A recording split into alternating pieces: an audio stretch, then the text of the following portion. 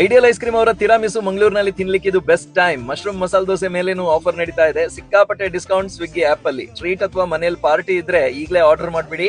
ನಮಸ್ಕಾರ ಮಂಗಳೂರು. ಪಬ್ಬಾಸ್ ಐಡಿಯಲ್ ಕೆಫೆಗೆ ಹೋಗಿ ಅಲ್ಲೇ ರೇಟ್ ಚೆಕ್ ಮಾಡಿದ್ವಿ ಅಂಡ್ ಸ್ವಿಗ್ಗಿ ಆಪ್ ಅಲ್ಲೂ ರೇಟ್ ನೋಡಿದ್ವಿ ಯಾವ್ದು ಕಡಿಮೆ ಇರುತ್ತೆ ಅಂತ.